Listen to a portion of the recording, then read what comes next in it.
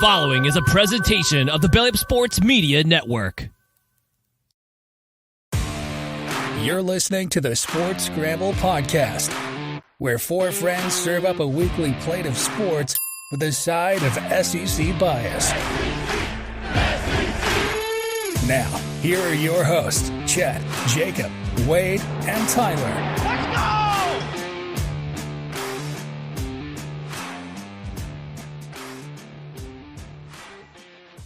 Welcome in and Happy New Year's to all of our loyal Sports Scramble listeners and new listeners. Welcome in. Starting off the new year right with your sports updates from us every week. I'm your host, Chet. We got Tyler and Wade, part of the Belly Up Sports Network. If you haven't subscribed to our YouTube channel, hit that button down below and go over to Belly Up Sports. Subscribe there. We're building something big. We're going to get it going. Boys, Happy New Year. It's been like a month since I've talked to y'all. We've been traveling with Christmas, vacations. It's good to be back. Yeah, we're back on our regular time and everything. Everybody's got to take a little Christmas break, so including us. But the sports world did not stop, so we got a lot to talk about. No, I didn't stop either. Yeah, Tyler was churning along, getting those stories out. He's rocking. I always got the NBA content going now. This is new for us. So yeah, I pulled up the YouTube studio. I was like, let's see how we were going during the holiday.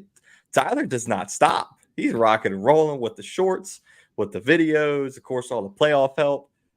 Congratulations, Matty Ice. I know he's watching. He upset me in the championship of our fantasy football that's league. the biggest thing he's got going on, let me tell you. It's also football championship. Well, it's helping him pay for that honeymoon. He's got that coming up in a couple days, so we'll be reunited this weekend.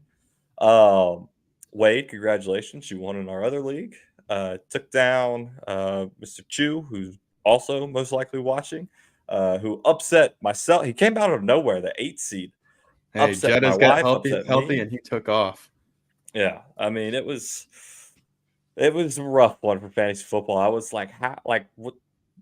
Me and Matt in our championship, I was looking at it. It was like neither one of these teams wants to win. That's basically what it came down to. And then it was a Jamar Chase versus Joe Mixon final. He had Mixon, I had Jamar. If Joe Burrow was playing, I would have felt confident. I'd have been like, no problem. Go ahead, Venmo me the money, guys. I'm not even worried. Mikey, if you're listening, you still owe me the money. But Jake Browning, not Joe Burrow. So Joe Mixon, of course. JB6. I think he scored 2 touchdowns, had over 100 yards, and the rest was history. Matty Ice got the dub. And that's what it was. Or like our friend NASCAR Neil, way better than me finishing dead last. Hey, Tyler knows what you're talking about. It's a little shot there. Cameron won the toilet bowl. I deserve it. I mean, I've been watching you for a couple of years, so. That Tyler was you had a run for a while where you were always finishing on top. And that's what we were like, dude, you're the fantasy football expert. And then this year, I don't know if you didn't take your own advice or what was happening. Just never took the Tony Pollard advice, and Tony Pollard was probably the biggest bust we've seen in years. Yeah, I think where I went wrong was just going too heavy RBs. I mean, really, my only wide receiver that I could trust was Amon-Ra St. Brown. Outside of that, I pretty much had to throw a prayer at the tight end position. Thank God I had Jake Ferguson and then quarterback situation, Lamar was MVP candidate down the stretch, but whenever I needed him, he was not. Yeah, at the beginning of the season, I think you were talking about benching Lamar for a couple games. What really killed me in the championship was Mr. Cole Kmet just disappeared off the face of the earth, put up a big old goose egg, 0. And Can't trust the Bears. Taysom Hill with a touchdown and a couple rushing yards, passing yards. That would have been a difference maker. And of course, the ironic thing is he actually caught a touchdown lined up as a tight end. So I would have actually praised you for that touchdown. I went back and forth, and I was like, look, Dennis Allen and Pete Carmichael, they're idiots. They're bums. They're not using them how they're supposed to use. They're probably not going to use them when I need them. It was the opposite. And then, of course, I benched Najee Harris. I said, I'm done with you, dude. You've been letting me down all year. The past 3 weeks, he's had over 100 yards rushing and 2 touchdowns in each game. So it's fantasy football. You get lucky to making it. I think making it to the playoffs is a skill. The playoffs are just absolute luck, and you just got to see who decides to show up. other playoffs, the NFL playoffs are almost set, but we're not going to talk about that just yet. We're going to talk about some college football news with our national championship watch party tomorrow night. What time to start, Tyler? You're going to kick it off for us, Jacob. We're going to be starting at 6:15. We're going to be leading up. We got hype videos. We're going to be playing that as an intro to get everybody hyped up. We got our college football national championship, Washington, Michigan. That'll start at 6:15 with the pre-show. Do a little pre-game analysis. Jacob and I will be kicking things off, getting our predictions and seeing who's going to win and always the national championship, and then kick off 6:30. And we're definitely hoping for a better game than what we had last year. It was really much not to talk about. So honestly, if this goes into like double overtime, I don't care as long as this is a good game. Hey, if it's any indication of college football playoff, which the committee got it right. If I'm being honest, those were two great games between Alabama and Michigan. On the, did you see that center has entered the transfer portal for Alabama? That was the last snap he made there, and he said, "I'm done. I can't take think this." Somebody told him he's done. Yeah, if he's I'm going to Ohio State now. Oh, really? Yep. Probably to play guard. Yeah, I wouldn't snap another football. That's bad juju. He's got the yips or something. Like, I'm not snapping again. But the Michigan Alabama, that was a great matchup. It came down to the final play. It looked like it was more of an RPO, and they had the little swing route to the running back, but the bad snap screwed that up. And then Texas and Washington. Why it started so late? Who knows? I was asleep. Because I drove back home. Because the Rose Bowl, man, they control this whole thing, and they won't move off of their 4 o'clock Eastern start time or 1 o'clock Pacific, and it just throws everything off because you couldn't really play the first game at noon because you're not going to get a good viewership there. So you wanted to have a day game, you wanted to have a night game, but when your day game starts 2 hours later than a typical day game, it really just throws it off, and it goes to OT. That was just the icing on the cake. Yeah. Well, another thing with that is the Sugar Bowl is in the dome and the Rose Bowl's outside. And I understand it's Pasadena, it's beautiful in the sunlight. But what would make more sense to me is you start the Sugar Bowl at 2:30 because you don't see the outside, right? Yeah. And that goes 4 hours to 6:30, which in California is what, 3:30? Yeah. So that's like afternoon, you're about to get sunset in an hour or so, like it end as a night game. Tell me what's wrong with that. That doesn't make any sense. It makes sense, but the Rose Bowl is very pretentious, and every 4 years the playoffs wacky because they don't move off of New Year's Day. I mean, it could have been on Saturday, but that's how it rolls. Well, it's typically New Year's Eve, right? But New Year's Eve was a Sunday, and NFL takes precedent, which in my eyes, it's week 17? Mm-hmm. It was last week. Yeah, just tell them to play their game Saturday and Sunday leading up, and then just don't have the primetime games for college football. Like, they could have been able to work something out there. But whatever. Next year will be on a Tuesday. Yeah. Well, New Year's Eve will be it won't be because they'll have like the first round be like the week before. Oh, yeah, it'll be totally different. Yeah. So, I mean, you're probably still going to have the national championship on, the second Monday of January. Yeah. So you'll just have to stagger the first round, the quarterfinals, and the semifinals. So with the 12-team playoff, bowl games are pretty much meaningless at that point. If you don't get into a playoff game, it's like, hey, why even watch? Yeah, I don't think they'll go. I think the only meaningful game outside is the Pop-Tarts Bowl in my eyes. Oh, the Pop-Tarts Bowl, the Pop-Tart Bowl, and the Cheez-It Bowl are the ones that and the Duke's Mayo Bowl. We didn't follow up on our request to Duke's Mayo, but those three are the ones that got to stay. The Pop-Tart one was amazing. I was like, edible mascot? What are they talking about? I thought they were going to eat the mascot suit off of him while he was running around the field, like the players were going to chase him. But the toaster and that was amazing. And, of course, everybody loves the Cheez-It Bowl. You get the Cheez-It stumped on the coach. It's always a fun time. Wasn't a fun time for Iowa, though. Tennessee absolutely whopped them. Oof. But the Texas and Washington game was great. it came down to the last play seamlessly. If that was LSU's DB swatting that ball away, he would have been on the other side of the field because that guy would have been wide open. Which Matt House cleaned house at LSU. It's amazing. We're also thankful for you, Brian Kelly. Also brings in the top recruit out of Michigan, and Bryce Underwood. So that's top recruit for 2025, number one recruit in the country and quarterback. Let's talk college football national championship. We won't preview it too much just because we got our watch party tomorrow night. But Tyler, what are you seeing here? I think the line is -5.5 at Michigan. That feels like a lot for the Wolverines. How do you feel about that? I think that's where Washington wants to be. I mean, they've been the underdogs all season. I feel like nobody has given this team credit but myself.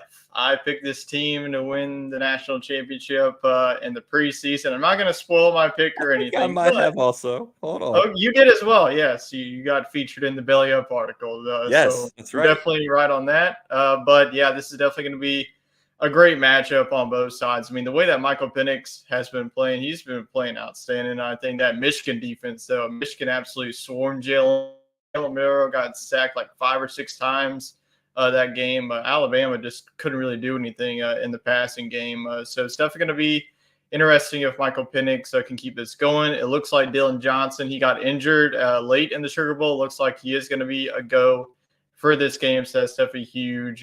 But really looking at it, your 3 wide receivers for Washington versus the Michigan DBs. And if J.J. McCarthy, if he can definitely have another good game. He had a good game against the Rose Bowl against Alabama's defense, but Washington's defense, their secondary has been stout too. So if you're going to bet anything on this game, I would probably lean towards the over because I think that both of these offenses might get into a shootout here.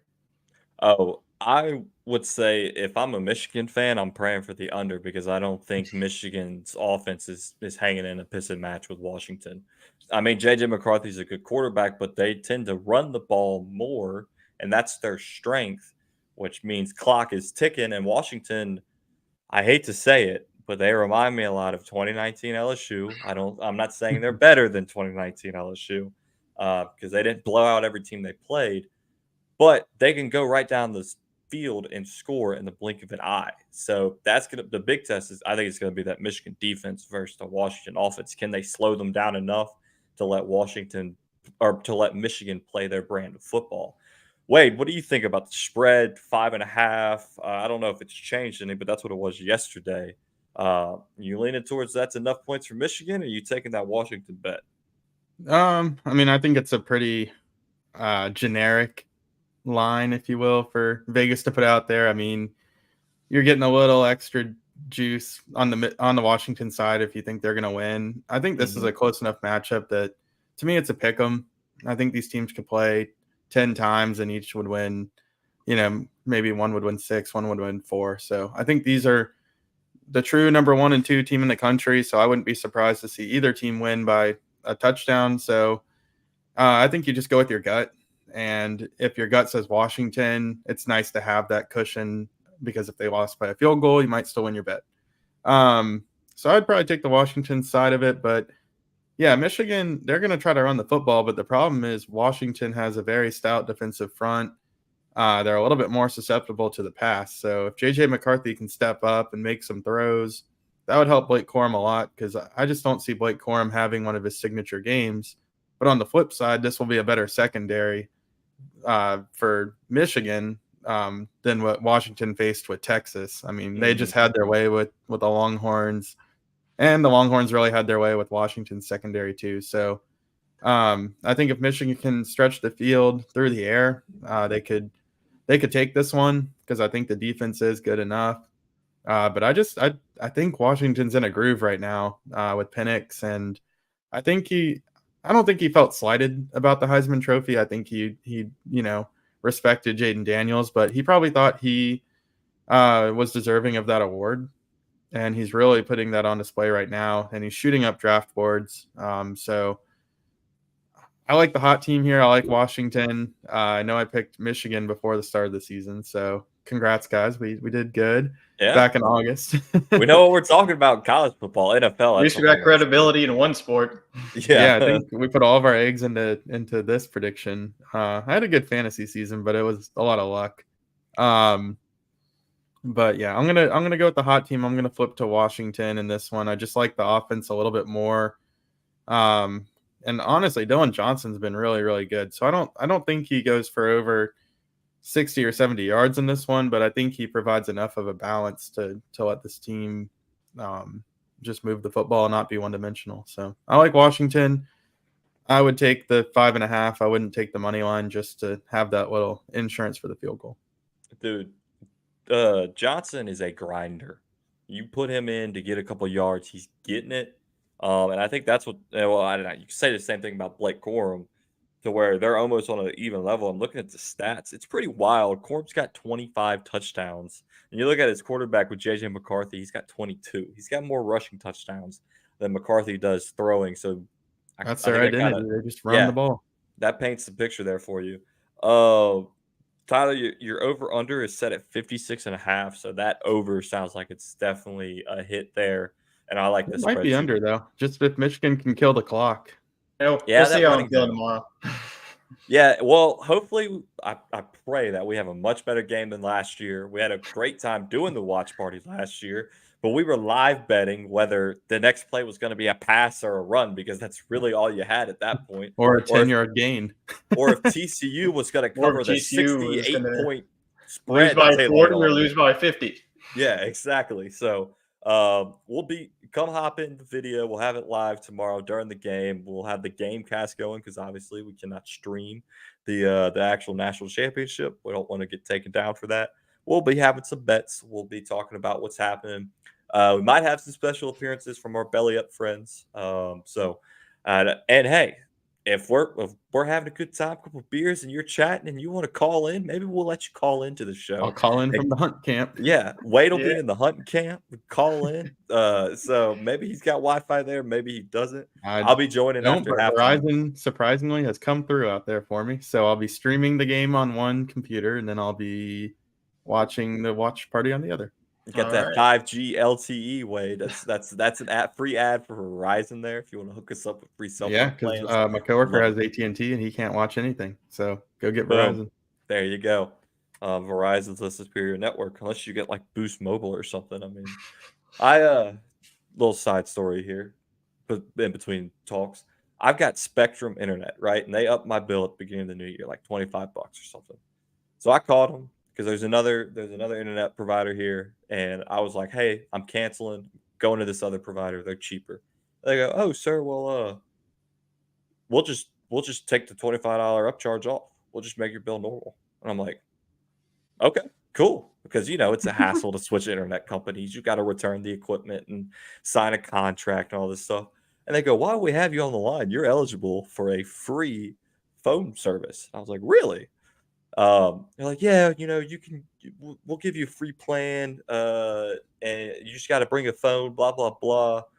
We use Verizon towers. It's not as fast as Verizon, but it is what it is. I was like, I have Verizon. I'm not switching. Even though it's free, I probably wouldn't even be able to get the cell phone service. Exactly. Maybe if I had a landline, I'd put that in my house and use it off Spectrum. But if your internet bill goes up, call the company, tell them you're canceling. 9 times out of 10, they maybe will cut you a deal. So free life. I have a landline because of my bundle, because it was cheaper to do that than to have pay the extra for internet. So I don't even know the phone number, but I have one somewhere. You get sports knowledge and you get life advice from the Sports Scramble podcast. Last thing on the national championship, if Michigan wins, win or loss, do we see Jim Harbaugh as the coach next year? Yeah, in Los Angeles for the Chargers. Tyler, what do you think? I just don't see him leaving, honestly. Like, go to the Chargers and suck with them. Like, you're starting to build a dynasty here with Michigan. Like, yeah, like, why would you want to go to the NFL? Like, the Chargers haven't been good. There's no rules in the NFL. Well, yeah, he can send people to go film.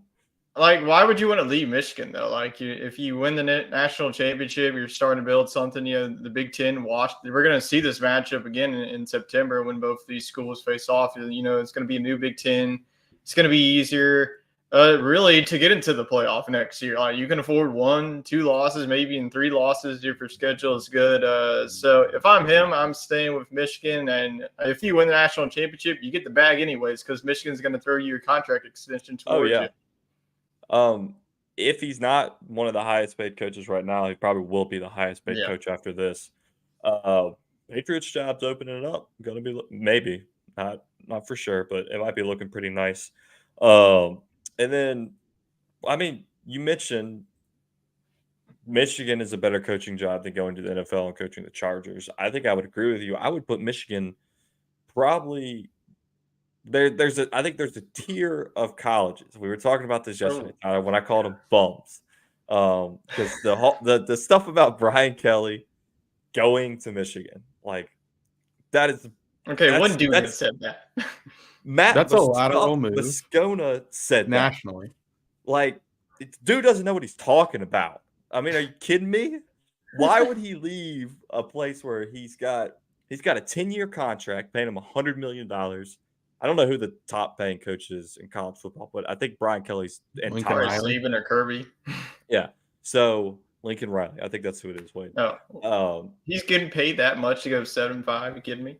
It's not fully disclosed because it's a private school. Oh. But I think he does make more.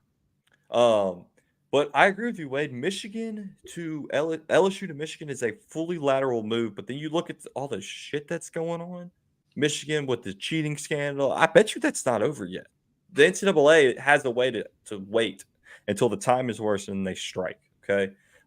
You just signed the number 1 wide receiver, number 1 quarterback, number 1 running back for 2025 at LSU. You're building. And the quarterback was a Michigan lean at one point. Exactly. He literally grew up 20 minutes away from Ann Arbor. You're building. You've been there for 2 years. You've got your coaches there. Of course, you got to hire a new offense coordinator, new defense coordinator, but that's kind of the defense is his own choice. You're putting in your system, right? And you finally got everybody to buy in. Why would you jump ship to it might be biased, but I think tier-wise, LSU and Michigan and Alabama, Georgia, Ohio State, you could throw Texas in there just based on like their history and the amount of financial backing they have. Yeah, USC. I think those are the top tier programs, right? So why would you Notre Dame, as much as they want to bitch and scream at us on Twitter, they are not on. I think they have a huge history, but I don't think they're at that top level that these other schools are. I think they're one below. I think they're right there, like Penn State and Auburn. Yeah. I wanted to have this discussion with Jacob because I wanted to get his thoughts on it, but I think Penn State, I don't think they've reached that threshold. They're still right under Michigan and Ohio State, in my opinion, in the Big Ten.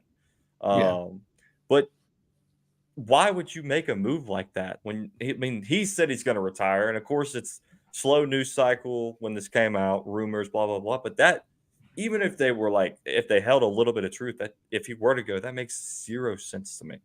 Right? I think the timing would be too late for it. Like, I get the premise of it. Like, in a vacuum, I think it makes sense. Like, yeah, we got rid of these conferences and their regional ties, but these schools still are in a region, and they are humans. They do have to live, and they have family to travel to. So I get why he would want to be back in the Midwest. Maybe that's his deal. But the signing day stuff does not stop for anybody. And LSU had a late bowl game relatively, and Michigan's still playing. I mean, Michigan's playing for a national championship. That's that's a big time to piece it together. Yeah, like Michigan's gonna have to hire from within if Harbaugh leaves. Like there's nobody to go get. You're probably gonna hire Sherman Moore if he does leave. The guy that replaced him for a couple games. Yeah. I mean, that's really your only option because you're behind everybody else. You're behind Indiana, who just hired a new coach in your conference. That Ohio State just went out and got a new quarterback, and you're going to be needing a new quarterback at Michigan. So the timing just doesn't allow it. Is McCarthy done? Is this his last year of eligibility? I thought he was a senior, but you never know with these guys now. Yeah.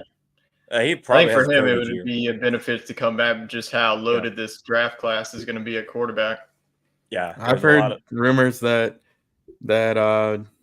if Harbaugh does go to the NFL, and it probably wouldn't be the Chargers in this scenario for this rumor, but that they're a package deal and that he'll want to bring them in, somewhere like Las Vegas or something like that. Washington or something. Take care of his own. I mean, Harbaugh is a very big vocal point in NIL front. I watched one of his interviews from the media coverage yesterday. He harped on that, on the players getting the correct compensation. So I don't think he's one of those coaches that don't want to deal with it, right? Like he is encouraging it. So that's another factor in the decision, and that plays into recruiting. If I'm him, I'm staying at Michigan, because like we just listed, they're one of the top tier teams in football. They're kind of on a brink of a dynasty, maybe. They're not winning every year, but they're getting there. So that's something. They're beating Ohio State. That's their rival, right? That they're making that happen. They're beating Penn State. It just wouldn't make any sense to go try to rebuild an NFL team. I know he's coached in the NFL in the past, but like, why? I mean, he's old. Why go do that to yourself? Like sail off into the sunset, like Brian Kelly's going to do at LSU. So that's all I got to say about that. You said Ohio State got a new quarterback. That's Will Howard, transferring from K-State to Ohio State. That should be interesting with Ryan Day and what he does. Tyler, what's this note about new information coming tomorrow on EA Sports football? Yeah, so it was first reported by 24/7 Sports that we haven't heard about from EA Sports in quite some time. Last time we heard about them was it coming back, and then whenever it was delayed to this summer. But 24/7 Sports is reporting that tomorrow, coinciding with the national championship, we're going to get some more details, and who knows what that could be. Could that be release date? I doubt it's going to be a trailer. Usually the sports game like EA Sports we probably won't get like a full gameplay trailer until the spring. But I'm hoping there's going to be at least something during the national championship. So Jacob and I, because if that comes up, like if we see a commercial pop up, we're just going to go absolutely bonkers. Oh, yes. College football, NCAA college football is amazing. Like we're going to have to put the national championship on pause and like spend an hour just talking about it. Yeah, it'd be fun to get a little online dynasty thing going, road to the Heisman like they used to have, where you had to like go to class. Everybody's got to take over a 1-star team or a 2-star. A low tier like a Penn State. A little shot at Jacob there, but that I saw they worked out an NIL deal where each player will get $500. Which, hey, you're in a video game. What more do you want, right? Like, except for so like Air Force, Army, and Navy, they can't technically. Well, that makes sense. Federally employed.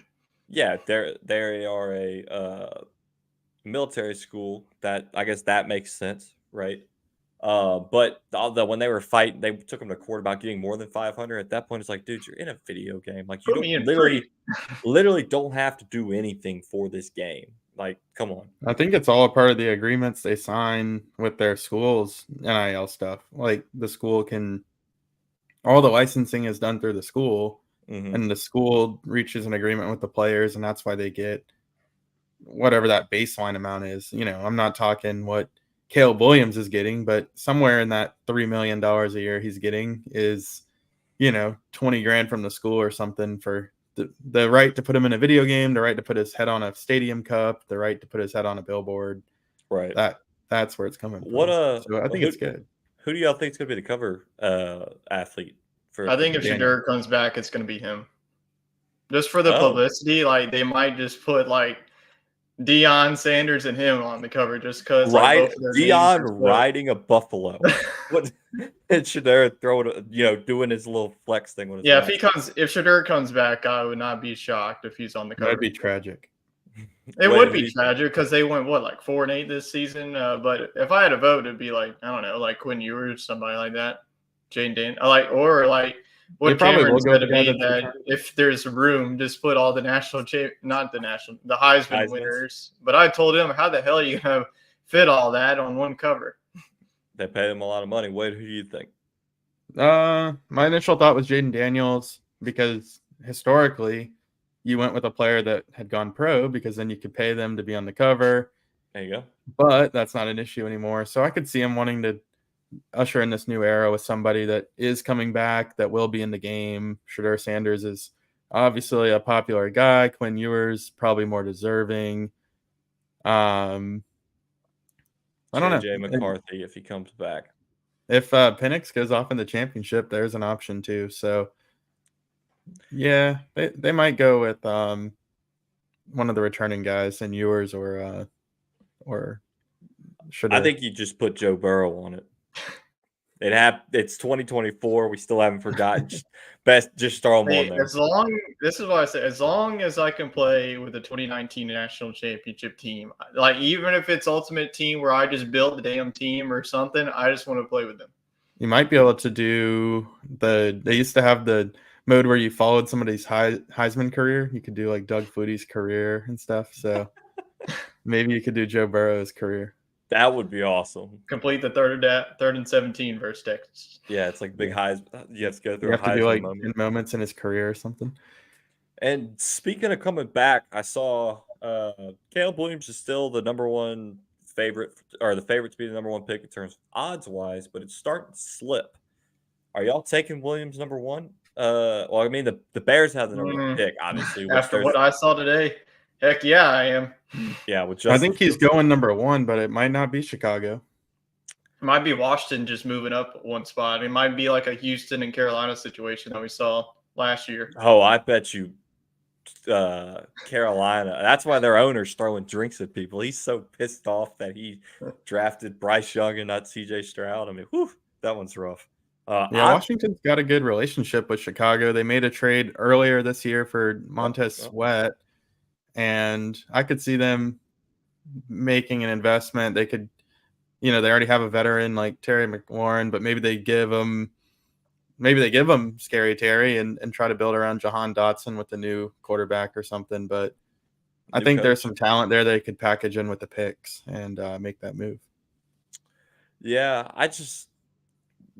everybody talks, Williams, great athlete, watched him play. Obviously, he's got it, but it's just like he had that great year, Heisman year, and then I guess he just didn't care anymore. Kind of felt, this year obviously wasn't like last year. But you look at a guy like Michael Penix, and it's like, how do you not draft him number one? Yeah. It's some he didn't win the Heisman. Injury history that he's had. That is true. Injury history. He's a little older.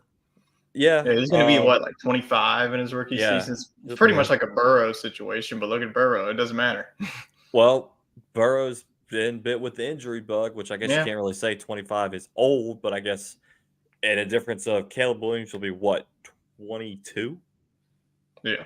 Yeah, so I think he came out in the same class as DJU, and those guys were kind of like Trevor Lawrence and Justin Fields in their own right.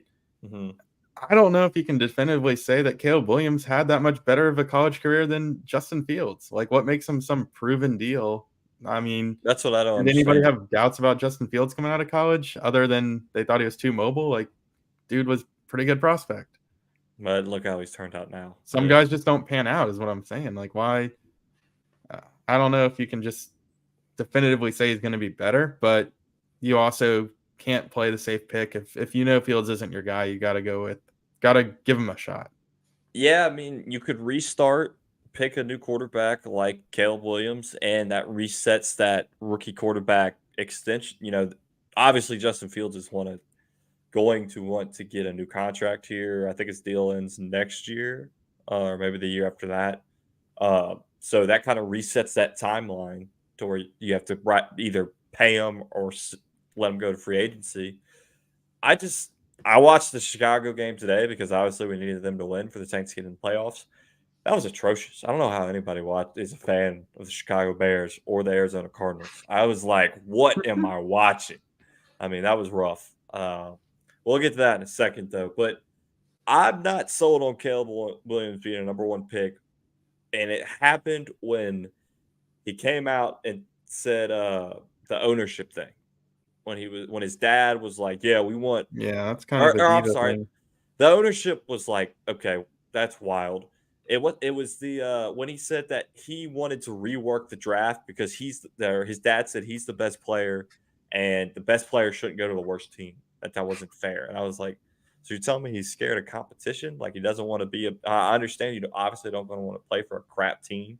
You want to win, But like, you're the number one player, the franchise. You're the new franchise guy. You have to be mature enough to be like, yeah, I know we suck. Let's change that. Like a CJ Stroud. I wasn't high on CJ Stroud out of the draft, and he's proven a lot of people wrong. Proved a lot of naysayers wrong. Shout out Jalen Milroe. But I don't know. Caleb Williams is the number one. Doesn't seem like a done deal. If they let you bet on the draft, I'd be sprinkling a little money on Michael Penix sitting there at like a plus 2,000. I think it's what his most recent odds were. So that's just me. But that anything else college football before we change subjects to the playoffs here? Nope. No, I think that's a wrap. It should be a good championship game tomorrow. Looking forward to watching it. Yeah, make sure you tune in to the watch party, everybody. Hit that subscribe and that bell notification so you know when we're live. We're doing a giveaway. If we hit 300 subs, we're going to give away a gift card to Fanatics. That's who our stream is going to be brought to you by. You can use that gift card over on our link. Get you something good for your national championship winning team, maybe your Super Bowl. If you're a fan, team. there you go. Yeah, you don't exactly. have to pay a dime for your shirt. Yeah, just make sure you're subscribed. And once we hit that 300 mark, I think we're only 25 away. So once we hit the 300 mark, we'll be doing a giveaway. Hopefully it happens now.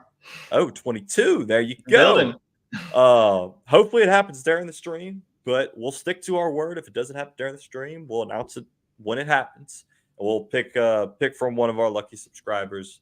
You got to make sure you're listening because we're going to tell you to reach out to us on Twitter so we know who you are so we can send you the gift card. But yeah, 6 o'clock or 6:15 tomorrow, Tyler and Jacob are going to kick us off. I'm going to join after halftime. Maybe we'll get a call from the duck blind from Wade. And maybe some belly up personalities. Maybe we'll get the hunting report at the half. We'll have Wade wash away. It's going to be storming all day. Wade give his best duck call live on air from the duck blind. I'd like to see that happen. So, but yes, from the guy who's not gone duck hunting one time ever in his life. Nope. So, but family has, so I guess it counts a little bit. I'm saying me. I haven't gone either, so it's a little too cold for my blood. With that, we hope to see y'all tomorrow during the live stream, and let's get to who got that dog in them. Let's get that started.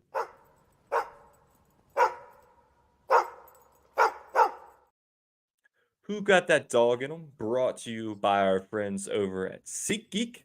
SeatGeek's the best place to find all of your tickets. All of your, you want to go to a sporting event, you got a national championship coming up, you can go over to SeatGeek. You can use code BellyUpSports, get $20 off that ticket because it's a very expensive ticket, and you'd be kind of screwed waiting this long to buy it considering it's tomorrow. But their friends partnered up with Belly Up. They got basketball season going on. Now you got playoffs, NFL playoffs. What else we got going, guys? We got baseball starting up in a couple months. So you can go head on over to SeatGeek, use Belly Up Sports, get $20 off. Dog of the week. Let's kick it off with Wade. All right. I think there's some spicy ones out there that y'all might take in the NFL world, but I'll give it to the South Dakota State Jackrabbits for winning the FCS championship today. They went 15-0 this season, so that was really impressive. And they were just really dominant all year. I watched them like steamroll Albany in the second round of the playoffs, and then I think they might have taken down North Dakota State in the next round, or maybe Idaho. But either way, they were just really dominant all year long. They had two twin brothers at receiver that had like eerily similar stats all year. They both had 55 receiving yards in the championship game. That's wild. I think one of them had 2 touchdowns though. So really good team effort. There wasn't one player that stood out to me as an individual dog, but they won 23-3. So job well done, South Dakota State. What's up with the Dakotas, man, and the FCS? The North Dakota State, South Dakota State. They know what they're doing up there. Pulling all their resources into their programs. I think that the competition has gotten a lot better at the FCS level. Some of those guys probably could be playing for some of the regional FBS programs, but they opt to stick there for the state pride. And some of them have gone on to the NFL and done real well. Whoever that coach is, man, just keep signing them. because They could form the new Pac-12, with the Mountain West. They could merge and move yeah, up. you could see JMU, right? That's who came up into Yeah, they the did FBS quite level. well. Maybe that's the move there. Wait, that's Jacksonville State as well. They were Yeah. a really good program FCS in the first year. It's not like it used to be in the past where like these guys were the leftovers from the FBS. I mean, some of them really just want to get out there and get to play. And with all these games being televised, you're going to have film no matter where you're playing. right. So there's some really good athletes out there. And then with the transfer portal stuff, you can always start there and then finish your career somewhere bigger. So look at Cody Schrader. He went Division II to the Cotton Bowl MVP. So opportunities are there. It's really good football and a great season there for South Dakota State. Yeah, Jacob and I over Christmas break played golf with a random guy from North Dakota, I believe. Yeah, North Dakota, and he was a season ticket holder at North Dakota State. So Jacob, of course, I imagine that's a hard ticket to get. Yeah, he loves FCS football. I was like, I don't know what the heck y'all are talking about. But they talked the whole time, even though I beat Jake, or we tied. We tied in the match play on the back nine. But Tyler, who you got for dog of the week? Yeah, I'm going to go with a team as well. I'm going to go to the NFL, though. The Houston Texans deserve this. Just complete turnaround. I mean, they were the number one pick before they traded away. They were actually the number two pick. They got C.J. Stroud, which is looking definitely like a better draft pick than over Bryce Young. Yeah, definitely a great season for the Houston Texans. And now they get a date with the number 5 seed Cleveland Browns, and we'll see if Houston can go on a little run here. Hey, Deshaun Watson Bowl. Talk about Joe Flacco for a second. I mean, what a story that is. The dude was almost going to be the starting quarterback in the Super Bowl last year if the 49ers made it. I'm sure y'all have heard that story. He was waiting by the phone if they called, to where he's on the practice squad for Cleveland, or I think it was Jets, then Cleveland. And he's bringing them to the playoffs. I'd love to see them make a little run, but I guess my alliance lies with Houston now based on proximity to home. Let's see what C.J. Stroud and his new favorite wide receiver, Nico Collins, can do. I mean, first play from scrimmage, 75-yard bomb, touchdown, no problem. So I have 2 picks for dog of the week. One of them is not in sports. It's an actual dog. I believe I saw this at the gym. It was on the television, on the news. I believe it was in Connecticut. A dog, the owner left $4,000 in cold hard cash on the kitchen counter to pay somebody. Oh, hold on, we got a camera issue here. And what the hell is he buying for $4,000 in cash? He's buying a fence. He was fixing his fence there. I don't know what's going on with my camera here, but I'll continue to tell the story. So $4,000 cold hard cash, right? And he leaves it out. The dog gets a little curious, goes up there, eats it all $4,000 cash. Wow. So he's got a dog of a stomach. Say he was money hungry. Yeah. There you go. He's like some of these NIL guys. Yeah. And he ends up, he's it's going through his digestive system, and they have been able to recover $3,800 of the $4,000 cash so far. They're still waiting on the other $200. So I just want to know the $200 for fees. Wade or Tyler, would you go through that recovery process for $4,000? You can paint the picture for what he has to do while I fix my camera here. I mean, it came out solid. I guess that's why we have cloth money. Yeah, paper money. I thought it was for the laundry machine, but the washing machine, but I guess it's dual purpose. I mean, if you can get it back, that's all you got to do. Yeah, kudos to the guy, and the dog's safe, and you can spend a lot more money, just getting it surgically done. So I think you got to trust the process there. I'm gonna let y'all go for a couple of minutes. I gotta fix this camera issue here. Talk about NFL playoffs here for a second. I'll be right back. All right. Well, before we get into that, we have our honorary dog of the week here, Matty Ice. We always appreciate him for dropping in. Jamal Williams. If you flash back actually to last year, he was a leading scorer for the NFL, And it took him 18 weeks to get his first touchdown. It was a little bit of some controversy here going into that last touchdown. But enjoy the hype, but need to let Miller step in as number 2 and let Jamal take a hike. Yeah, I agree with you. I was definitely impressed with Kendre Miller, the rookie out of TCU. So as Chet said, we're going into the NFL playoffs. But let's talk about that's whole situation with how that game went down, 48-17. Obviously, both of those teams, Atlanta, they're going to be the number 8 pick in the draft. New Orleans will be the number 14 pick. But Arthur Smith, not too happy with how that game went down. Wade, what did you see?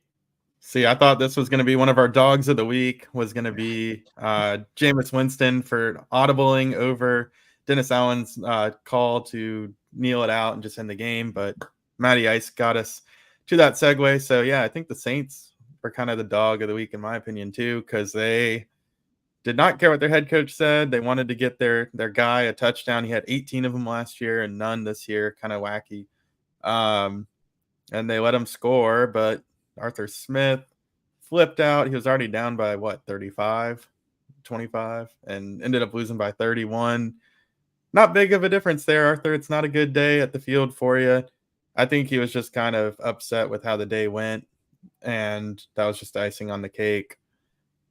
Falcons kind of choked. I think they were the front runner to win the NFC South there for a while. The defense was playing really well, but they really fell apart the last couple of weeks, and Tampa took over. So, there's always going to be some drama between those teams, them and the Bucs and the Falcons. So, can't say I'm surprised. Both head coaches kind of look bad in this situation. Dennis Allen went to save himself instead of backing his players. I don't like either side of it. I think both guys need to take a hike.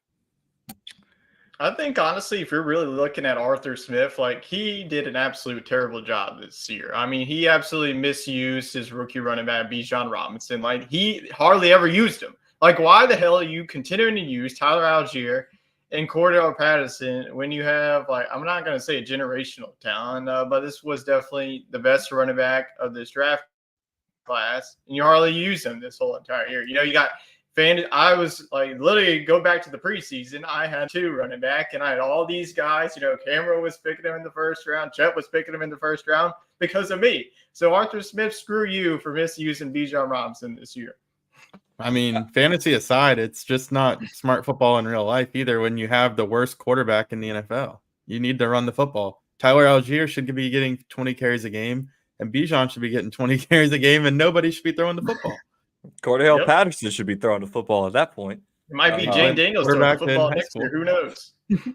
So, had some technical difficulties with the camera. I don't know what's going on, but we're using the webcam. So, if you're watching on YouTube, I apologize for the grainy we can't appearance. see your individual beard hairs anymore. I know. I'll have to figure it out post show. I liked Matty Ice's dog of the week though with Jamal Williams. Oh, I like this one too. Yeah, if you don't want to run up the score, don't let him score. Yeah, Arthur Smith, you're playing with professional football players, man. Play better defense. What do you want me to? What do you want us to This do? is like when the MLB throws at guys because they looked at him funny. It's a sport. The idea is to score as many points and let up as few. Stop them. Yeah, just stop bitching, dude. Although the only time I really liked the kneel was in the 2019 national championship game when LSU was at the 5-yard line, and everybody knows that we would have punched it in and gotten 60 points on. I wanted to score, just put up a 50 burger on them. Yeah, it was good to just have a little humility, but let them know that obviously we're going to score. Yeah, I mean I don't like how Dennis Allen threw his players under the bus after. Yeah, you got to back your team. I thought that no matter what, they weren't going to fire him, right? I mean, you go 9-8, you just barely miss the playoffs. The Saints are a boys' club organization. They like to promote and hire within. You got to get rid of Pete Carmichael and the offensive staff. But I was like, Dennis Allen, he's probably going to keep his job. And then maybe next year. This front office is going to be like, ooh, 48 points. Let's just hire them. This front office is absolute stupidity. Yeah. They're not going to fire him. It's just going to be the same old, same old. The Falcons are going to get better because watch. They're going to draft either Michael Penix or Jane Daniels, and they're going to be way better next year. Baker Mayfield was a 1-year contract, and they're going into the playoffs. And then you pay a guy who, like Matt Moscona says, what is it? The empty yards emperor. Yeah, the empty yards emperor shows up when it doesn't even matter anymore. He has like his best game. The offense, of course, puts up 48 points when it doesn't matter. You need like the sorry Cardinals and the sorry Panthers and the sorry Bears to win. Like, come on, like don't choke and gag away a 17-0 lead against Green Bay, and this doesn't happen anymore. But now, since you won, doesn't mean anything. You're going to be picking number 14, and they're probably going to be picking like an offensive tackler to win whoopie-doo.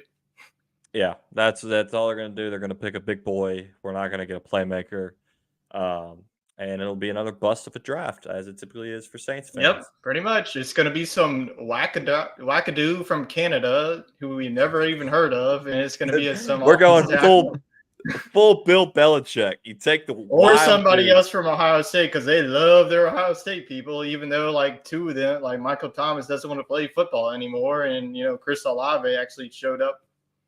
He's an empty yards emperor, that's for sure. Shows up when it doesn't matter. But yeah, I just thought it was weak of Dennis Allen to apologize and to like, oh, I'm so sorry. Hold on, Arthur, don't run away. Like, dude, he should have just dropped. Freaking Jameis, their coach. At this point, Jameis should go into coaching. He's not playing again, if we're being honest. And the guy loves the team. He restructured his 1-year deal to make it a 3-year deal so they could save money on the cap. Derek Carr wants to do the same. Ooh. Yeah, but he probably won't. Jameis, it's smart on his choice because he knows he's not going to be a starting quarterback, and he just locked up a job for the next 2 years. He said, I think he had like a $3 million 1-year contract. How about we trust that into $1 million a year and make it 3, and I'll cut back on my expenses, maybe get some media deals in New Orleans because the fans love me. I mean, that's a smart move by him. He's already got the house locked in at that 3% interest rate when he joined the team in 2018. Yeah. He's good to go. Yeah. And I mean, honestly, if they keep him, it's just not going to get any easier. The schedules are already released. Like, you're going to be facing the Chiefs, the Cowboys, the Eagles. Like, your schedule will get much harder. Like, this was one of the easiest schedules in the NFL. If you really look at the quarterbacks that you face, I mean, you face off against, like, the backup that the Vikings had. You face off against Joshua Dobbs. He was, like, the MVP. Desmond looked like the MVP for about a half today, and then the last time you faced him, this was one of the easiest schedules. Like, you should have won the NFC South by not even close, and you go 9-8 and miss the playoffs. That's a fireable offense in my eyes. But are they going to fire them? No, because they don't care about this organization. They're still stuck with what Drew Brees did with this organization. That's long gone. It's like the long gone. You had to kick the can down the road. Those days are long gone. You got to tear everything down. Sean Payton is cutting a quarterback who was at MVP caliber 2 years ago, which I know he sucks now. That's what the Saints needed to do. They needed to just clean house. This isn't working. I mean, it's typical in Saints fashion to show up and put yourself in a chance to make a playoff game, but you have to rely on somebody else. It's just the 3rd year in the row they've missed the playoffs. Mickey Loomis, wake up. Gail Benson, just fire everybody under you. Just clean house. Move the team to freaking San Antonio. I don't care. They almost did. I'm done. Saints, I'm done. Keep them here. I would like to have them here, but they could clean house. You have a 14th pick. That's probably good enough to get you Penix. And you think he goes that far? He looked. I think injuries will probably knock him down. Like, you'll probably have 3 quarterbacks go in the top 10. It'll probably be Caleb Williams, Drake May, and Jane Daniels. JD5's going to Atlanta. It's going to hurt every dang Saints fan that's also an LSU fan, because Atlanta needs a quarterback, because Ritter ain't going to do it, and Taylor Heineke ain't going to do it, and they have a lot of young talent around them that they're just absolutely wasting. Well, they got to get rid of Arthur Smith. But that's true. Well, they will, because their front office is actually smart and can make a move that can, change an organization. But the Saints obviously probably will not. So, speaking of organizational changes, do we think Bill Belichick coached his last game as a Patriot? I have no idea, honestly. Like, should they? Yes. Will they? It's like, that's hard to pull a plug on. Yeah, that's harder to go away from Tom Brady with one of these QBs, like a real good QB prospect. Like, yeah, because Mac Jones and Blake and Zappy suck. Like They if they cut had a Trapper before the quarterback, season started. yeah, if they had a quarterback, this season's very different. I mean, they a playoff team? Maybe not, but they're not a. I They mean, just have no weapons. what are they picking? Fifth? I Third. think it's third. Picking Yeah, third. that's get you a good quarterback prospect. I mean, if anybody knows how to develop a quarterback, it's Bill Belichick. That'll be the test to see if that's true or if he struck Get rid lightning in a of Bill bottle. O'Brien. I mean, that dude doesn't know anything. They ran him out of Houston. They ran him out of Alabama, and now he's your OC. Like, find somebody else, dude. I don't think he's done. I think the Patriots give it one more year, draft a quarterback, and give Bill a chance. What do y'all think? I agree. Yeah, I think so too. I think they get the quarterback of the future, and even if he does leave, I don't know if I see him taking another head coaching job. I could see him being an advisor or something. So I think he gets his pick of the litter here, and they try to develop. I think he'd be very happy to get a guy like Drake May. Yeah, I think that would fit perfect into his system. Drake May is not really a diva queen like Caleb Williams is. I mean, and he's just kind of there. He didn't have a crazy good season this year, even though he was supposed to. UNC didn't do much. It's a smaller school. You know, Belichick likes those smaller schools. Throw him in. So let's look at the playoffs here. The NFC is set.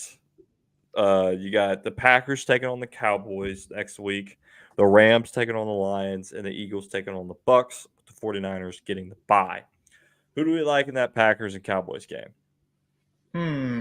This is tough, but I am going to go with McCarthy Cowboys. Bowl, man. Yep, I think that they finally get it done.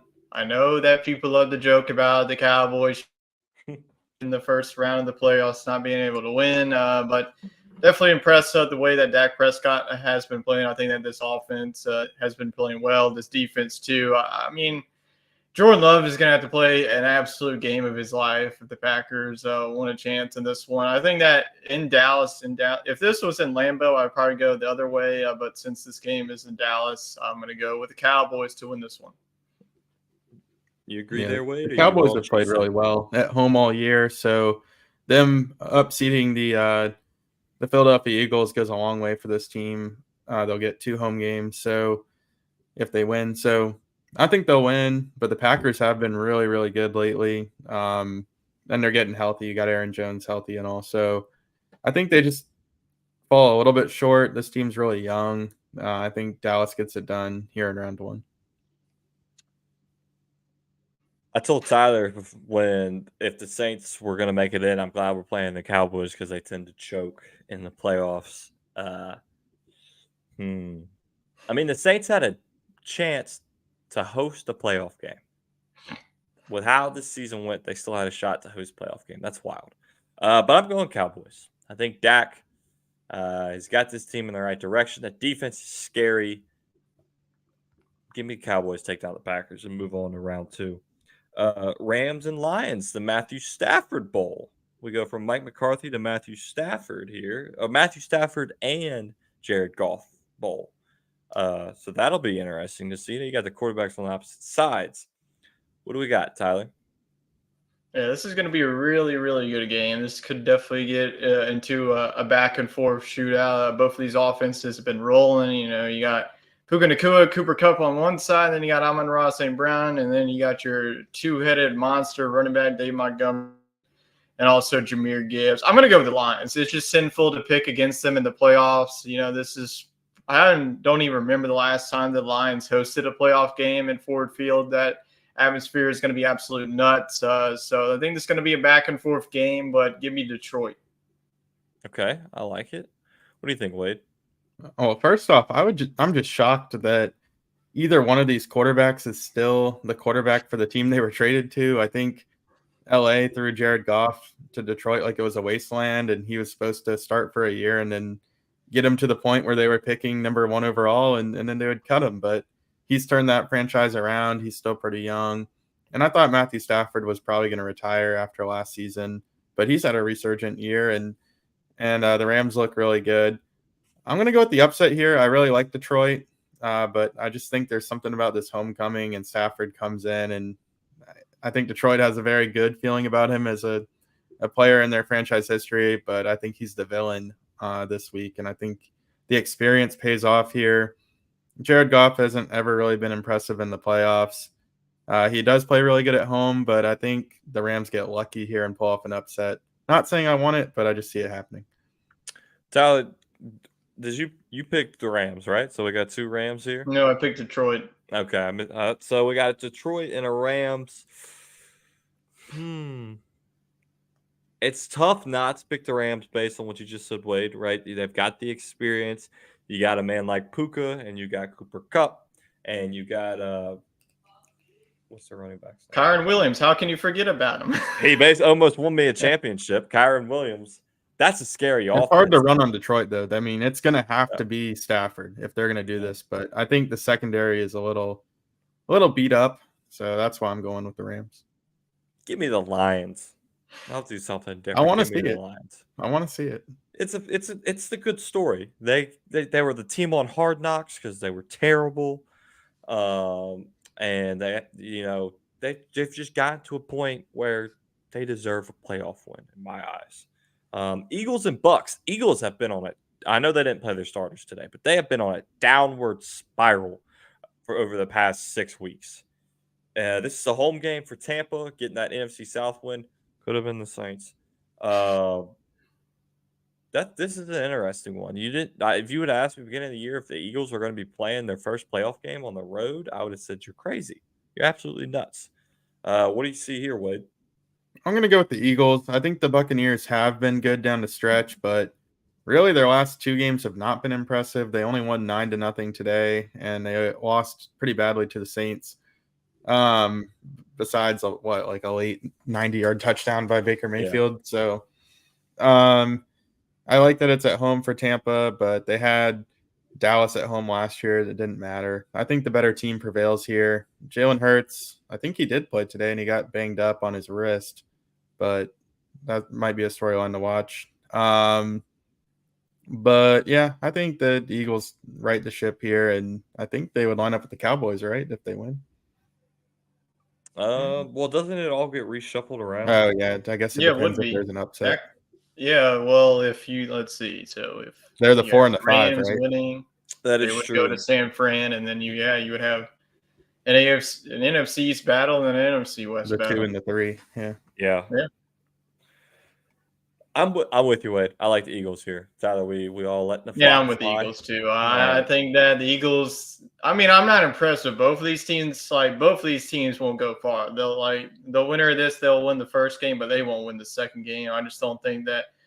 Yeah, very very disappointed with the way that the Eagles just fell flat on their face. I mean, they got absolutely throttled today by Tyrod Taylor and the 5-11 of the New York Giants. Tyrod. So, yeah, this is going to be an ugly game, a defensive battle. Not a lot of offense on both sides lately, but I'm just going to go with the Eagles just based on – I don't know what based on. Like I just say I'm going to go with the Eagles against Tampa Bay, but it would not shock me this is most coin flip will probably be like the worst game of the weekend. In the AFC, it gets a little dicey here. You got the 1 seed, obviously, Baltimore. The only guaranteed matchup right now is the Browns and the Texans. We know all the teams that are in, but Browns and Texans are the only matchup that's happening. So let's discuss that first. I like Houston, the young rookie quarterback versus the veteran. The Joe Flacco story is a good story, but I think it ends in H-Town. What do y'all think? Didn't we see this one? And the Browns absolutely won this game pretty handily against the Texans a couple of weeks ago. But Stroud was out. He had a concussion. But Stroud's back, baby, and H-Town's going to keep it going. I mean, if I have a team that I want to just go all the way to the Super Bowl, and the story that would be like, give me a Texans versus Lions in the Super Bowl. Just give me absolute wildness in the playoffs. But I think that this is definitely going to be a tough matchup. Joe Flacco, like if you want to talk about experience, Joe Flacco has experience in the playoffs. But even when the lights go out, I'm going to go with CJ Stroud. Give me a home field advantage. I don't think that they fall flat on their faces again against this Cleveland defense with CJ Stroud back. So give me Nico Collins in the Bullets. Did you not catch the New Orleans lights going out during the Ravens Super Bowl? Oh, yeah. Yes. Threw in there. They all just kept going like it was nothing. I thought that one was pretty good. That was a good one. That's a deep cut. Yeah. Back what was that? 2011, 2013? 12? Yeah, it was way Somewhere in back. there. 11 10 years ago. I still remember it. Jacoby Jones, 102-yard kickoff, and then the lights went out. Yep. Ravens had to figure something out. Somebody didn't pay the energy bill. Yeah. Wait, who do you got? Browns and Texans. Well, I think this Texans team is very similar to the Bengals team of 2020.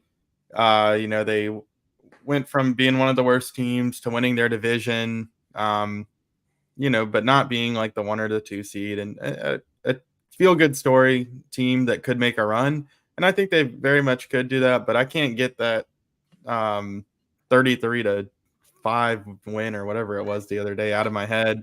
Joe Flacco threw for like 400 yards against the secondary.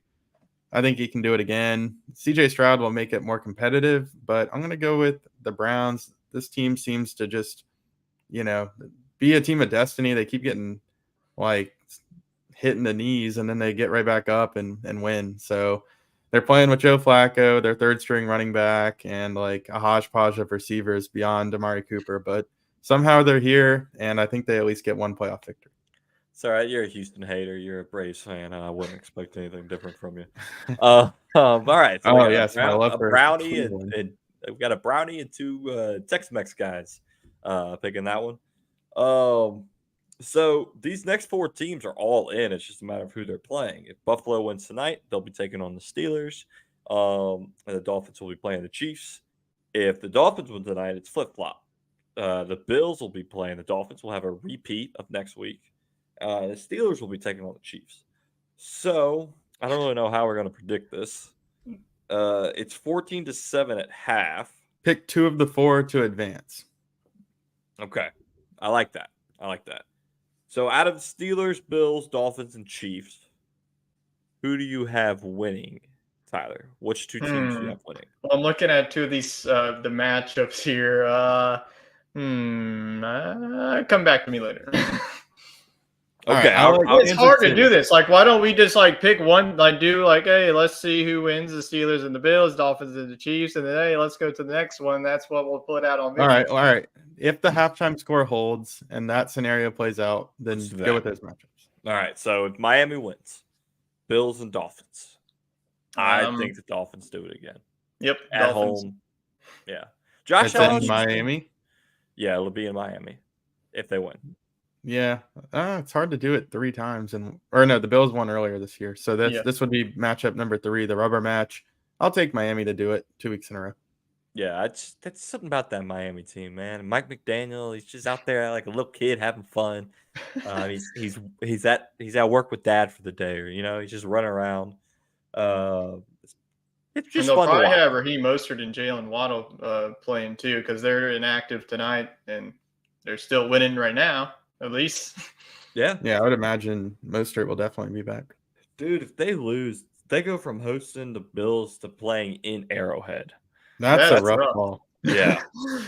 And then if the Bills win, they go from playing in Miami to hosting the Steelers. Like, it's kind of the same difference there. Yeah, there's a lot on the line for that game tonight for it to be the 7:20 game, and all the weird coincidences on the NFC side with Stafford returning home, McCarthy playing Green Bay. Mm-hmm. Oh, it's not the best year for people that think that NFL is not scripted, because why would it come down to the Sunday night football game? We're going to come back and we're going to have Tyreek. Tyreek playing in Kansas City. They flexed this to be playing tonight. Okay. Yeah, they didn't have the week 18 times were not out until the end of last week. That's when they scheduled it all. Okay. All right. That's better. But yeah, I kind of get what you're saying there.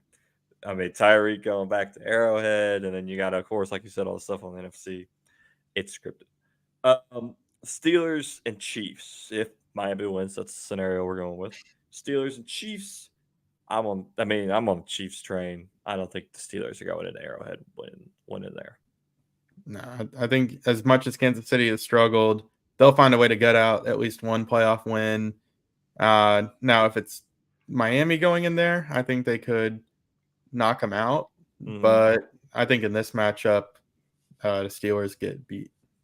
Yeah, I have been impressed with Mason Rudolph. I mean, this offense has completely turned around. Najee Harris has come to life. George Pickens, Deontay Johnson. Like Mason Out of Rudolph, nowhere. he's the future. You can forget about Kenny Pickett being the starting quarterback. This defense, TJ Watt, who knows? Like he suffered injury. A few weeks. His brother came out and said a few weeks, 2-3 few weeks. weeks. Well, Yeah. if he's out a few weeks, Well, then he's out till next year because they are not going to make it 2 weeks. Yeah, whenever the playoffs come around, like the Chiefs have been struggling, but I tell you what, everyone's going to come to life. Like it's going to be the playoffs. Andy Reid, Patrick Mahomes, he's going to go into God mode, and hopefully Travis Kelce comes back to life. But ever since he's been dating Taylor Swift, he hasn't been playing so hot. Honestly, like he's done after this year. He might. Here's your question: do you allow Taylor Swift to attend the game? Because at the beginning, when she was there, he was going bonkers. Like the dude was having like all-time games. And then she wasn't there, and it was like he sucked. But now she's. I think it's called being 35 and catching more passes than anybody ever has at tight end. Yeah, that's true. He fell 16 yards short of his 8th straight 1,000-yard receiving season because he wasn't allowed to play today. It was coach's scratch. Under that, the longest streak by a tight end to have 1,000 receiving yards was 2 seasons. So I mean, he had 7.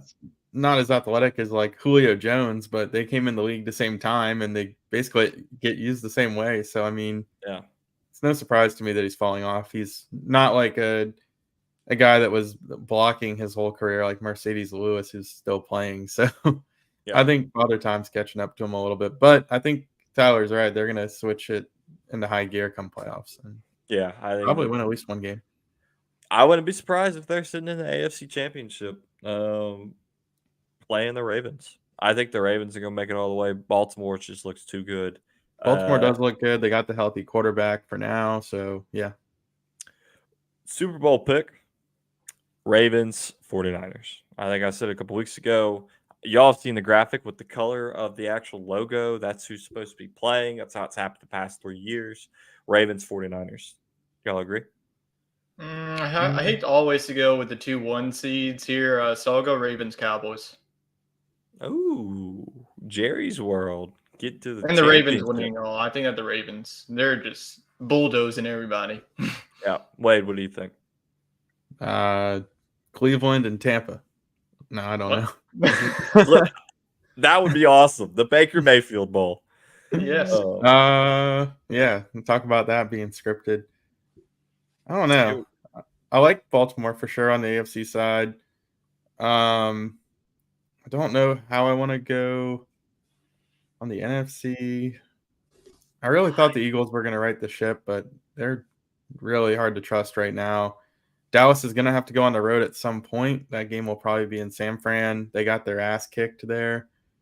So I'm going to go with San Fran. I'll match Chet for now, but I'm interested to see how some of these AFC teams look on this first week. And hell, if the Lions prove me wrong and beat the Rams, I think that goes a long way into me believing in that team too, because they would get to host a second-round playoff game too, I think. So if they get a date with Dallas and what just happened to them with their not reporting and stuff, Dallas better watch the hell out because they're going to be a pissed-off team. Oh, yeah. That'd be something. Yeah, the Lions, well, the Cowboys would have the home field against that, but they had the home field. But watch out for the Bills too. I mean, shoot, the Bills. I think their first round matchup might be the thing that gets in the way of a run for them if it's Miami. But the Bills, they're kind of hot right now too, and I think that Josh Allen can go toe for toe with a guy like Lamar or Patrick Mahomes. It's anybody on similar situation with the Chiefs. The Bills will just kick it into playoff mode. So, you're telling me Stephon Diggs is not going to show up in the playoffs? You're high. Gabe Davis always does. Gabe Davis. I mean, come on. Playoff Lenny, he was activated today. Like, he's going to be out there high. Playoff Lenny on your roster. I mean, just got to get him on the field. Yeah, fresh legs. Yeah, exactly. He don't like the cold, so they better hope he's playing in Miami. But that about does it for tonight's show. Make sure you tune in tomorrow for our live watch party and our giveaway if we hit 300 subs. We appreciate everybody watching. Make sure you hit that like button, that comment button. Let us know your Super Bowl prediction. Subscribe if you're not subscribed already. If you don't like to watch on YouTube, you can listen on podcasts wherever you find your podcasts. We're there. We've always been there. We're excited for a big 2024. We did great last year in the YouTube space, so we're just gonna keep it rolling 2024. Tyler's doing big things over there as our chief CEO YouTube guy. That's his new title. And of course, Wade's going to be in the duck stand tomorrow night, so you won't see you might see his face. We'll see. Contrary to what Chet said 5 times on the show, I will be sleeping indoors with the heat. With all the pouring rain, I don't think that he wants to go outside. Yeah. But I'm going for lunch tomorrow. That's what I'm doing. There you go. We appreciate everybody watching, and we hope you all have a wonderful New Year. We'll see y'all tomorrow night.